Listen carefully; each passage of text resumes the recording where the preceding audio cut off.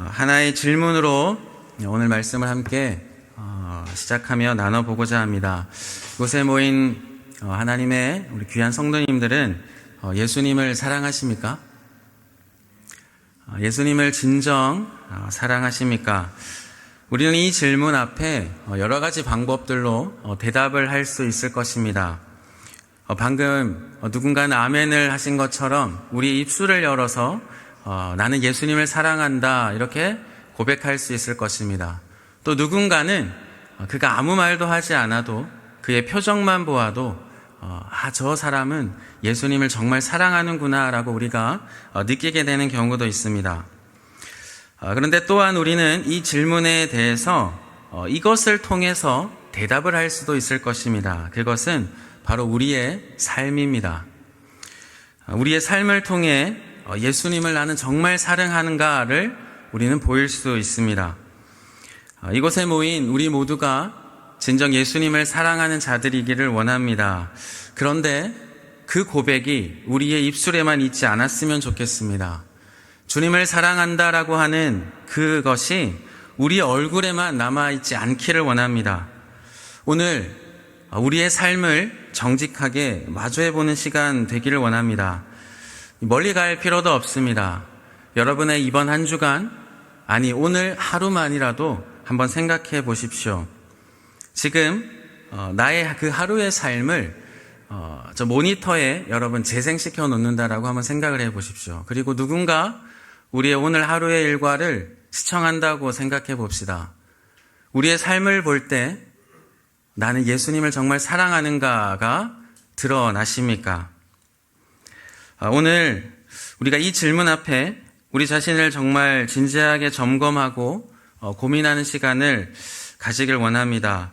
혹 지금 나의 삶이 그렇지 않다면, 하나님 앞에 내가 혹 부끄러운 삶을 살아가고 있다면 이 저녁 하나님 앞에 우리가 철저히 돌이키고 우리의 심령을 새롭게 하는 시간 되기를 원합니다.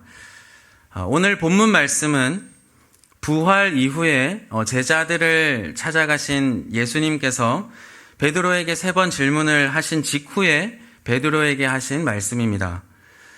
주님께서는 베드로에게 네가 나를 사랑하느냐 3번 물으셨죠. 처음 2번은 아가페로 질문하시고 마지막은 필레오로 질문을 하십니다. 이에 베드로는 모두 다 필레오라고 하는 사랑으로 대답을 합니다. 혹자는 이 사랑을 표현하는 이 다른 단어들을 비교하면서 어떤 이 본문에 대해서 사랑의 수준의 차이가 있다라고 해석하기도 하지만 그렇지 않은 것 같습니다. 물론 아가페라고 하는 사랑과 필레오라고 하는 사랑에는 차이가 있지만, 다소 성격이 차이가 있지만 이 단어는 서로 교차해서도 사용되는 단어입니다. 그래서 오늘 본문을 보실 때 예수님께서는 베드로에게 진정 사랑을 물어보셨고, 베드로는 그 질문 앞에 3번 주님을 이전에는 부인했지만 3번 이제는 돌이켜 주님 앞에 진실된 사랑을 고백하고 있습니다.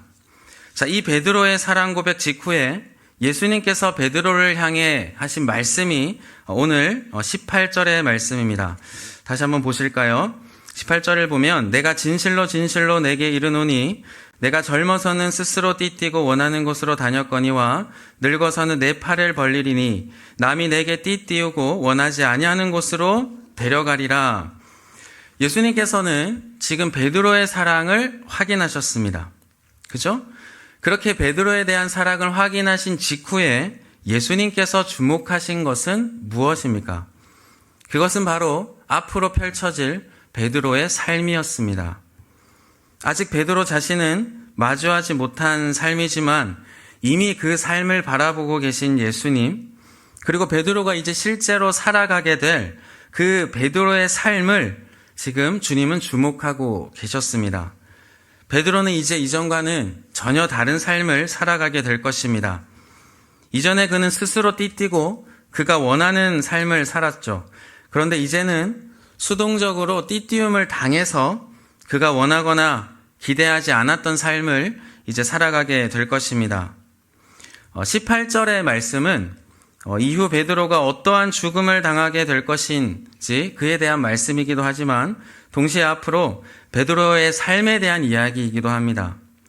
19절에서 말씀하시는 것과 같이 그는 그의 죽음을 통해서 이전과는 전혀 다른 삶을 통해 하나님께 영광을 돌리게 될 것입니다. 자, 이걸 다른 말로 그는 앞으로 살아갈 그의 삶을 통해서 주님을 향한 사랑을 보이게 될 것입니다. 주님은 분명 이 베드로의 입술의 고백을 받으셨습니다. 그런데 동시에 주님은 베드로의 삶의 고백을 받기 원하셨습니다.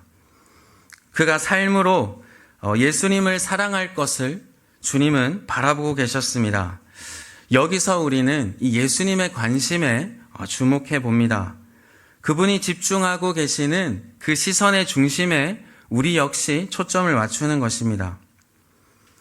주님은 우리의 입술의 고백을 받으십니다.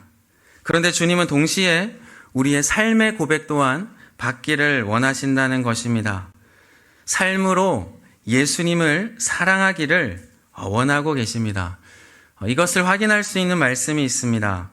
우리 화면 한번 띄워주시겠습니까? 요한복음 15장 10절 말씀을 보면 내가 아버지의 계명을 지켜 그의 사랑 안에 거하는 것 같이 너희도 내 계명을 지키면 내 사랑 안에 거하리라 라고 말씀하고 있고, 요한일서 5장 3절 말씀을 보실까요? 이 말씀 우리 함께 한번 읽어볼까요? 시작. 하나님을 사랑하는 것은 이것이니 우리가 그의 계명들을 지키는 것이라. 자, 하나님을 향한 사랑은 결코 우리의 삶과는 분리될 수가 없습니다. 그의 계명을 지키는 삶이 하나님을 사랑하는 것이듯이 우리의 삶을 통해 그분을 향한 우리의 사랑을 마땅히 보여야 합니다. 그런데 지금 성도님들의 삶은 어떠하십니까?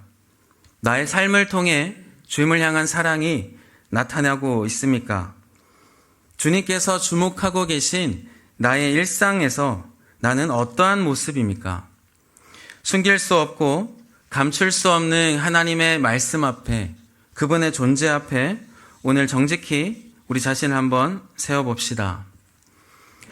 아마 이곳에 있는 우리 모두 이 말씀 앞에 자신 있을 수는 없을 것입니다.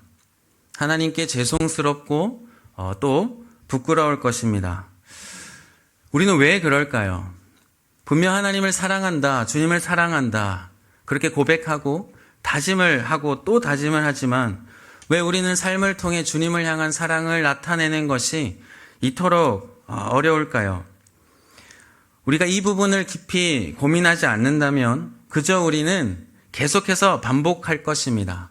그렇죠, 주님. 제가 주님을 사랑합니다. 다시 그렇게 살겠습니다. 그렇게 다짐만 하고 또 시간이 흘러서는 또다시 반복하는 우리의 삶을 그저 바라보게 될 것입니다. 그래서 오늘 저녁 이 문제를 우리가 용기 있게 한번 들여다보고자 합니다. 우리는 그저 지금처럼 살 것이 아니라 우리가 이 문제를 극복하기 위해서 조금이라도 우리의 삶을 변화시키기 위해서 우리가 제거해야 할 이 장애물이 무엇인지를 오늘 크게 두 가지 살펴보고자 합니다. 자, 첫 번째입니다. 우리가 삶으로 주님을 사랑하는데 장애가 되는 한 가지는 바로 비교의식입니다.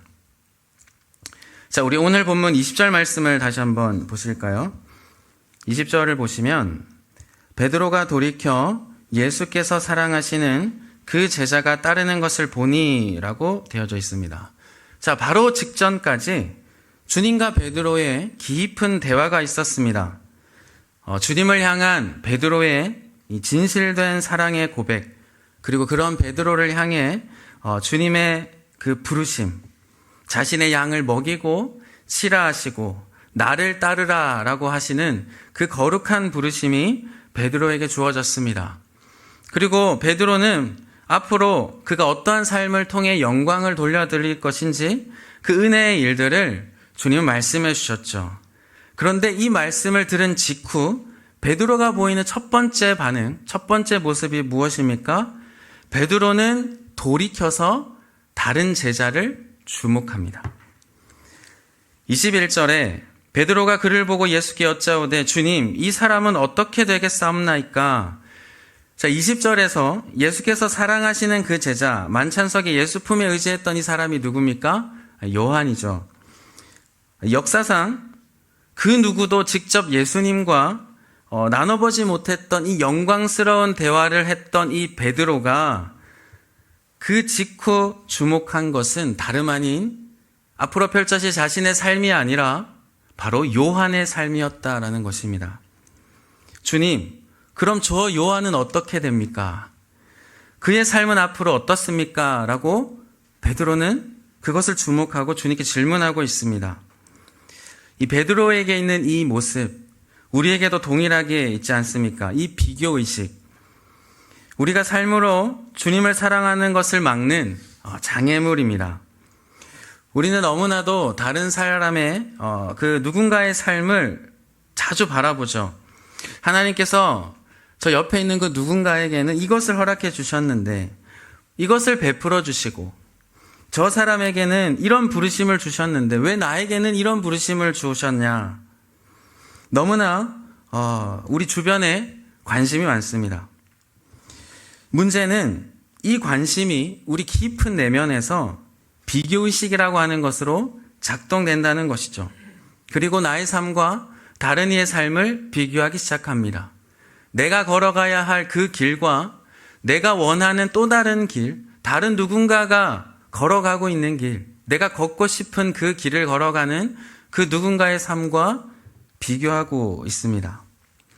그리고는 나의 부르심에 대해서 고민하고 그렇게 씨름하는 것이 아니라 내 안에 있는 그 비교의식은 또 다른 많은 죄악들을 낳게 된다라는 사실입니다. 불평하고요, 시기하고 질투하고 미워하기까지 합니다. 정죄하며 판단하기도 합니다. 우리 안에 있는 이 작은 이 비교의식이라고 하는 이 싹이 자라고 자라서 우리의 삶에 여러 종류의 이 죄의 넝쿨들을 만들어냅니다. 그래서 이 얽혀있는 이 삶을 통해서는 도무지 주님을 사랑하는 삶을 우리가 살아낼 수가 없는 것입니다. 날 향한 그 주님의 부르심에 집중하지 못하고 죄라고 하는 그 늪에서 차츰차츰 깔아앉게 되는 것이죠. 그러니 어찌 삶으로 주님을 향한 사랑을 증명할 수 있겠습니까? 이곳에 모인 사랑하는 성도님들, 이 비교의식이라고 하는 장애물들을 제거하시길 바랍니다.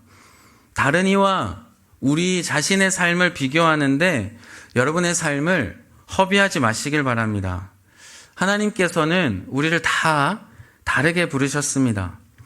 비교의식에 빠져있는 베드로를 향해서 주님은 말씀하십니다. 내가 올 때까지 그를 머물게 하고자 할지라도 그게 내게 무슨 상관이 있느냐. 너는 나를 따르라 라고 주님은 말씀하십니다. 너에게 무슨 상관이냐. 다른 이의 부르심이 너에게 왜 중요하냐. 너는 나를 따르라는 것이죠. 내가 너에게 준 그 부르심 앞에 순종하라는 것입니다. 그것에만 집중하라는 것입니다. 주님께서 지금 나를 부르신 그 자리가 있을 것입니다. 그 가정이 있을 것이고요. 그 직장이 있을 것입니다. 혹은 어떠한 환경이 있을 겁니다. 나를 불러주신 어떤 처지가 지금 여러분에게 놓여져 있을 것입니다. 그 자리에서 여러분은 그 부르심 앞에 집중하라 주님은 말씀하고 계신 것입니다. 하나님께서 지금 여러분을 어디에 어떠한 모습으로 부르셨습니까? 오직 그 부르심 앞에 여러분 모든 것을 집중하시길 바랍니다. 비교의식 빠지지 마시고 지금 나의 삶의 자리에서 감사하십시오. 만족하십시오. 그리고 그 삶의 자리에서 여러분 꽃을 피우시길 바랍니다. 지금 내 모습이 나의 처지가 어떠할지라도 여러분의 있는 모습 그대로 주님을 사랑하는 삶을 살아내시길 바랍니다. 여러분 그것이면 족한 것입니다. 우리 앞에 놓인 그 비교의식이라고 하는 장애물을 여러분 제거하시고 묵묵히 하루하루 그저 나에게 주어진 그 부르심 앞에 여러분 충성스럽게 걸어가는 우리 모두 되기를 바랍니다. 다음으로 우리가 삶으로 주님을 사랑하지 못하는 두 번째 장애물이 있습니다. 그것은 죄된 속성입니다. 첫 번째 장애물이 우리 외부와 관련된 요인이라고 볼 수 있다면, 두 번째는 우리 깊은 내면의 요인 때문입니다. 이 베드로 사도가 기록한 이 서신들을 보면 우리에게 권면하는 많은 가르침들이 기록되어져 있습니다. 그 모든 가르침들은, 권면들은 그가 실제로 그의 삶을 통해 체화하고 체득한 것들입니다. 그리고 우리에게 말합니다. 그는 자신 앞에 당한 그 삶을 살아가며 그 내면에서 치열하게 꿈틀거리는 자신의 죄와 그 본성들과 처절하게 마주하고 씨름하고 나서 이렇게 말하는 것입니다. 베드로전서 4장 2절에서 3절 말씀입니다. 우리 함께 한번 읽어볼까요? 시작. 그 후로는 다시 사람의 정욕을 따르지 않고 너희가 음란과 정욕과 술취함과 방탕과 향락과 무법한 우상 숭배를 하여 이방인의 뜻을 따라 행한 것은 지나간 때로 족하도다. 자, 베드로는 그 안에 내재되어 있었던 그 수많은 죄들을 날마다 마주했습니다. 그리고 그 수많은 죄의 장애물들을 제거했습니다. 그래서 이제 그는 이렇게 고백합니다. 이제 더 이상 그 죄된 것들을 따르지 않고 하나님의 뜻을 따라 육체의 남은 때를 살아가고자 했습니다. 삶으로 주님을 사랑하기 위해 그는 그 죄된 것들을 제거하며 몸부림쳤던 것입니다. 그래서 베드로는 우리에게 말할 수 있는 것입니다. 성도들이여 삶으로 그렇게 살아내라는 것입니다. 죄된 본성들과 씨름하며 그것을 제거하여 삶으로 남은 때를 살아가라고 지금 권면하고 있는 것입니다. 그런데 베드로가 나열한 조금 전에 우리가 함께 읽었었던 그 죄들만이 우리 안에 있습니까? 아니죠. 수없이 그 많은 죄악들이 우리 안에 차고 넘칩니다. 그리고 그것들 가운데 다음과 같은 죄들이 있습니다. 그것은 게으름이요 나태함입니다. 내가 원하는 그 안락함과 편안함과 만족감을 향한 그 욕심으로 말미암아 나오게 되는 그런 너무나도 악한 습관이요 모습들입니다. 특히 오늘 우리는 이 죄들에 주목해 보고자 합니다. 여러분, 소금이 맛을 잃으면 어떻게 된다 주님이 말씀하셨습니까?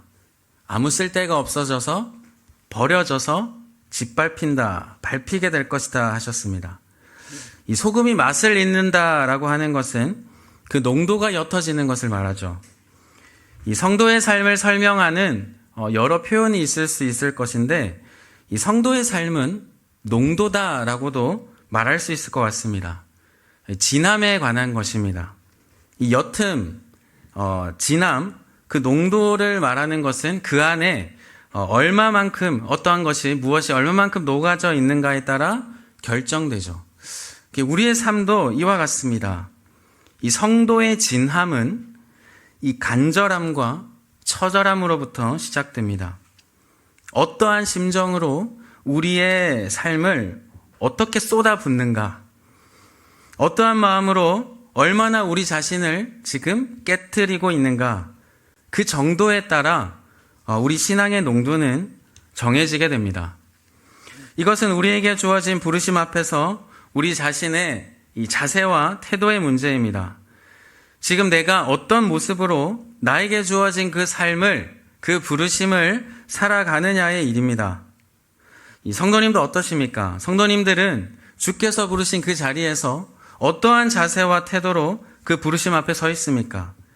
여러분의 신앙의 농도는 어떠하십니까? 진하십니까? 아니면 옅으십니까? 지금 주를 위해 얼마나 쏟아붓고 있으며 여러분 자신 얼마나 깨트리고 계십니까? 여러분에게 간절함이 있습니까? 그 주를 향한 처절함이, 그 씨름함이 여러분에게 있냐라는 것입니다. 이 일은 우리에게 너무나도 중요합니다. 왜냐하면 이 간절함과 이 처절함으로 쏟아 부어져야만, 그것이 깨뜨려져야만 그제서야 사랑이라고 하는 파편이 생기기 때문입니다. 사랑하는 성도님들, 우린 적당히 살 수 없습니다. 게으를 수 없습니다. 나태할 수가 없습니다. 그저 편안하고 안락함을 누리기만 우리가 꿈꿔서는 안 됩니다. 우리 안에 깊이 내재되어져 있는 이 죄악들로 인해서 우리의 맛을 잃어버려서는 안 됩니다. 사도들은, 예수님의 제자들은 우리에게 말합니다. 허리를 동여 매라고 하죠. 정신을 차리라고 합니다. 우리에게 주신 그 부르심의 자리에서 간절하고 처절하게 살아가라고 합니다. 적당히 대충 사지 말고 성실하고 부지런하게 주를 위해 살아가라 합니다. 계산하지 마시고 사리지 마시고 여러분을 그저 주께 부어드리시길 바랍니다. 포도주 틀에서 그 포도를 짜기 위해서 끝까지 그 한 방울을 마지막까지 짜기 위해서 여러분 얼마나 그 힘을 들여서 그것을 짜냅니까? 이와 마찬가지입니다. 우리의 것을 주께 위해 드리기 위해서 우리에게 그런 처절함이 있어야 합니다. 그래서 여러분의 삶에 그런 처절함 이후에 찾아오는 파편들, 그 사랑의 파편들이 여러분에 있기를 바랍니다. 그래서 여러분의 신앙의 농도가, 그 삶의 진하기가 진해지기를 바랍니다. 여러분, 숨이 막힐 것 같고 폐가 터질 것 같고 이 심장이 정말 터져버릴 것만 같이 달려본 기억이 있으실 것입니다. 그죠?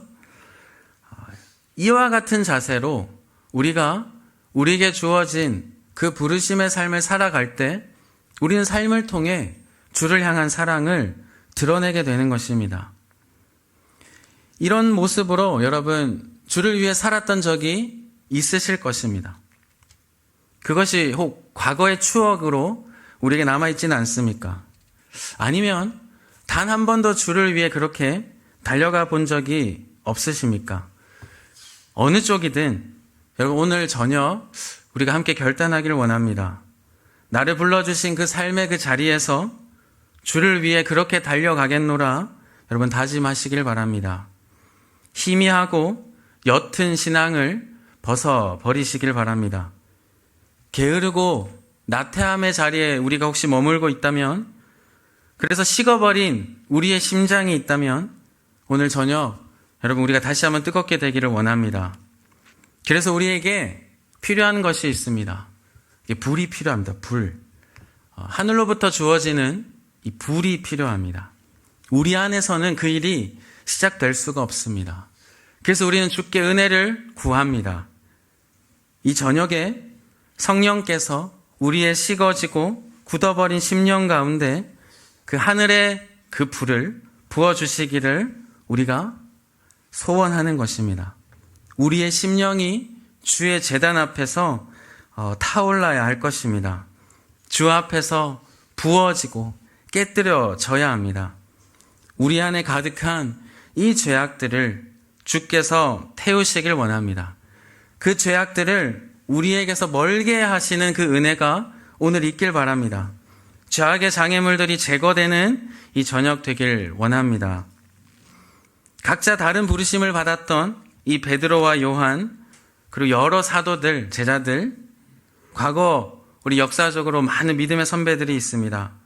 그들은 삶으로 주님을 사랑하는 것이 무엇인지 보여주었죠. 우리는 그 본을 분명 따라가야 할 것입니다.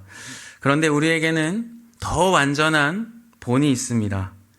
예수 그리스도이십니다. 삶으로 하나님을 사랑하는 것이 무엇인지 완전하게 보여주셨습니다. 그분은 자신의 모든 것을 부으셨고 깨뜨리셨습니다. 성육신이라고 하는 우리는 감히 상상도 못할 그 낙차를 통해 우리를 향한 하나님의 사랑을 확증하셨죠. 우리의 게으름과 나태함, 이 시기, 질투, 정죄, 분쟁, 미움과 같은 그런 우리의 많은 죄악들을 위해 고난당하시고 찢기고 또 찔리고 피를 흘리셔 십자가에 달려 죽으심으로 사랑을 보이셨습니다. 예수님께서 먼저 보이신 그 삶의 모습이 바로 우리의 모습이 되어야 할 것입니다. 그래서 우리는 이 저녁 돌이키길 원하고 변화되길 원합니다. 물론 주님께서 살았던 것처럼 우리가 그렇게 온전하게 살아내지는 못할 것입니다. 하지만 이 땅에서 우리에게 허락된 그 힘을 다하여, 허락된 그 힘을 끝까지 사용하여 계속해서 우리의 삶을 깨뜨리며 주께서 가신 그 길을 따라가야 할 것입니다. 우리는 주님의 제자들 또 자녀들이기 때문이죠. 말씀을 마무리하겠습니다. 우리 다시 처음 질문을 한번 기억해 봅시다. 내가 예수님을 사랑하는가? 내가 진정 예수를 사랑하는 존재인가? 베드로와 같이 주님께 사랑을 고백했었던 그날을 한번 기억해 보시길 바랍니다. 그 따스한 주님을 느끼면서 또 마음과 입술로 주께 사랑을 고백했었던 그날을 여러분 떠올리시길 바랍니다. 그런데 주님을 향한 그 사랑이 그저 거기에만 멈춰져 있지는 않으십니까? 이제 우리 앞에 놓여져 있는 그 장애물들을 제거하고 다시 주를 향해 우리가 다시 발을 떼길 원합니다. 비교의식을 내려놓고 나를 부르신 그 부르심에 집중하길 원합니다. 내 안에 가득한 이 죄악들을 멀리하길 원합니다. 특히 게으름, 그 나태함들을 버리고 간절함으로 주께 우리 자신을 붓고 깨뜨리길 원합니다. 그리스도의 영이신 그 성령께서 우리의 모든 장애물들을 태워주시고 우리의 삶을 태워셔서 주를 향한 그 아름다운 사랑의 향기를 피워 나가실 것입니다. 이곳에 모인 우리 모두의 삶을 통해 주를 향한 사랑이 무엇인지 분명히 나타나기를 이 시간 주님의 이름으로 축원드립니다.